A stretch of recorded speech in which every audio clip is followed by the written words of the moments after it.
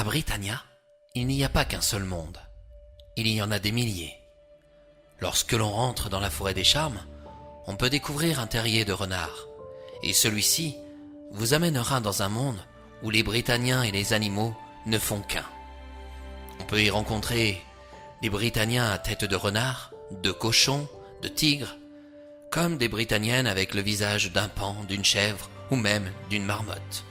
Là-bas, tout est possible. Et ce monde, dans Britannia, se nomme Animolia. Un soir, il y avait un paysan qui regardait son champ. Il était parti bien loin dans ses pensées. Un renard et un loup vinrent l'approcher pour lui demander « Hé, amigo, ça n'a pas l'air d'aller fort !»« Ah, mes amis, je suis bien embêté, » rétorqua l'agriculteur. « Je ne sais pas comment je vais arriver pour défricher ce champ qu'il y a devant moi. »« C'est un travail compliqué, » osa le renard. « Ah non, pas tant que ça, » répondit le paysan. « Il suffit juste d'arracher les mauvaises herbes et de piocher. »« Dans ce cas, si vous nous payez bien, je suis sûr que mon ami le loup acceptera tout comme moi de faire ce travail, » lança le renard. « Ah, par tous les Britanors, je n'ai plus rien à perdre désormais.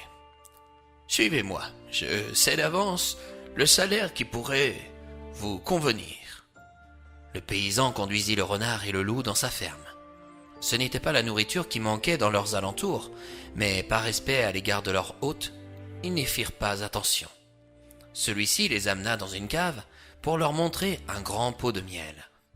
En soulevant le couvercle, les deux amis découvrirent cette texture au parfum sucré des fleurs de la forêt des charmes. Les moustaches du renard frémirent. Le loup, lui, se mit à baver de plaisir. « C'est d'accord, » conclut le renard. « Nous allons défricher votre champ. » Dès le lendemain matin, nos deux compères se mirent au travail dès 7 heures. Le paysan donna une pioche et une houe à chacun. Le loup, très pressé de savourer le miel ce soir, piocha vaillamment. Mais le renard coupa avec sa houe quelques chardons par-ci et là.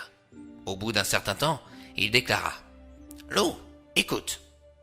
Le loup leva sa tête, il se concentra sur des bruits alentours, mais « Je n'entends rien, » dit-il. « Mais si, voyons, les fées sonnent leur clochette. »« Oui, et ?»« Bah, j'avais totalement oublié que je devais aller les voir. Je suis le parrain d'un de leurs fétos. Ah, excuse-moi, mais je vais devoir y aller. »« Ah, ne tarde pas trop, » rétorqua le loup. « Non, t'inquiète, c'est juste l'histoire d'une heure. » Le renard partit, mais au lieu d'aller rejoindre les fées, il fila dans la cave de la ferme et mangea un tiers du pot de miel en se léchant les babines. Puis, il revint près du loup.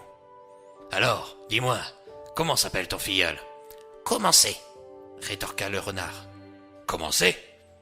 C'est un drôle de nom, ça. » Le loup ne se posa aucune question supplémentaire et continua son défrichage. Midi allait sonner. Le soleil était haut dans le ciel. Il faisait chaud. Le loup tirait la langue. Le renard, une nouvelle fois, donna quelques coups de houe et acclama. « Loup, tu entends ?» Le loup leva sa tête et écouta. « Je n'entends rien, » affirma-t-il. « Mais si, voyons, je me rappelle que je devais retrouver les fées pour midi. »« Tu as un autre baptême ?»« Oui, tout à fait. »« Je regrette de m'absenter, mais je dois y aller. »« Va, mais reviens vite, » dit le loup. Une nouvelle fois, le renard mentit et glissa de nouveau dans la cave. Il y faisait meilleur, car il était au frais. Il savoura le deuxième tiers du pot de miel. En retrouvant son ami, il prit la précaution de revenir en passant à l'ombre. Il découvrit le loup en sueur. Celle-ci lui coulait dans les yeux. « Alors, » dit le loup, « c'est quoi le prénom à ton deuxième filleul ?»« Moitié fini. »« Vraiment ?»« Oui. »« Bah, j'espère que ce n'est pas le cas pour lui dans la vie de tous les jours. Sinon, il aurait déjà terminé la tâche que nous avons à accomplir. J'en ai fait les 3/4 du champ. »« Oh, merci, tu es un brave ami. » Le début de l'après-midi était lancé. Le renard se remit à défricher et le loup à piocher. De temps à autre, le fer de sa pioche faisait jaillir un caillou qui meurtrissait ses pattes. « Renard, je dois m'arrêter pour faire une pause. Je n'ai rien mangé de la journée et pas grand-chose hier. »« Oui, tu as raison, loup. On ne va pas s'épuiser à la tâche sous ce soleil de plomb. » Le loup remercia son ami de le comprendre. Il se précipita à l'ombre d'un arbre et fit une sieste. Le renard l'imita. Quand il se réveilla, il secoua son camarade. « Réveille-toi, loup, le travail nous attend. » Le pauvre loup se leva. Il aurait bien aimé prolonger sa sieste, mais voilà, il reprit sa pioche. Le renard prit sa houe et cassa quelques chardons pour déclarer « Loup, tu entends ?» Le loup s'arrêta, leva sa tête et « Une nouvelle fois, je n'entends rien. »« Mais si, voyons, ce sont les fées qui me rappellent. »« Encore ? Et pourquoi donc ? À notre baptême ?»« Tout à fait. »« Mais à qui appartiennent tous ces fétaux ? Ils ne sont pas de ta famille. »« Bah si, en fait, mentit le renard. Ma famille est très grande. Certains se sont même mariés avec des sirènes. »« Ah oui, tout de même. »« Bon, je dois y aller, je reviens. » Une nouvelle fois, le renard fila à la cave et termina le pot de miel jusqu'à la dernière goutte. Puis, il se dirigea vers une rivière. Manger du miel, c'est bien, mais ça donne soif. Il croisa sur le bord de l'eau quelques petites fées. Celle-ci lisait dans son esprit et n'était pas très contente de le voir manipuler ainsi son ami. En revenant près du loup, celui-ci acclama. « Eh bien, comment s'appelle ton filleul cette fois ?»« Tout fini. »« Ah bah, lui, il aura le plaisir d'avoir toujours le ventre plein. J'espère que c'est le dernier baptême de la journée, car leur nom sonne de plus en plus bizarre. »« Oui, c'est le dernier. »« Bon, ce n'est pas tout, mais nous allons pouvoir déguster le miel. Regarde, j'ai terminé tout le travail. »« Ah, c'est super, bravo !» Le loup partit en courant, avec l'idée du festin qui l'attendait. Mais le renard n'en fit pas autant. Il avait mal à l'estomac.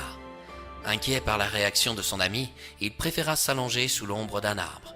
Il vit le loup ressortir de la cave à grande vitesse en criant « Au voleur !»« Renard, quelqu'un a mangé tout le miel !» Sentant son ventre de plus en plus lourd, le renard ne répondit point. À cet instant, le loup comprit le regard de son compère. « Regarde-moi ce ventre !» cria-t-il. « C'est là que tout le miel et mon miel se situe. Renard, tu es un voleur. Tu vas me le payer cher. »« Non, s'il te plaît, je ne me sens pas bien du tout. »« Arrête ta comédie. Tu m'as menti toute la journée. Ah, j'aurais dû me douter que tu ne puisses pas être le parrain aux enfants des fées. Allez, lève-toi. »« Je ne peux pas.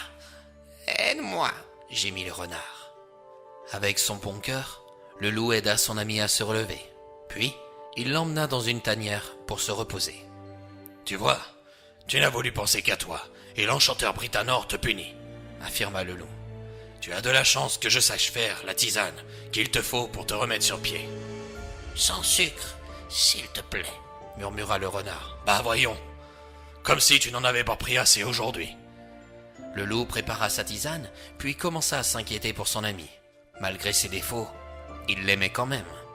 Il fit boire le renard, puis le recoucha. Son ventre, à lui, grondait terriblement. Il avait faim, cela se comprenait. Il avait durement travaillé. Vers minuit, une fée osa l'approcher pour lui dire « Bonsoir, loup.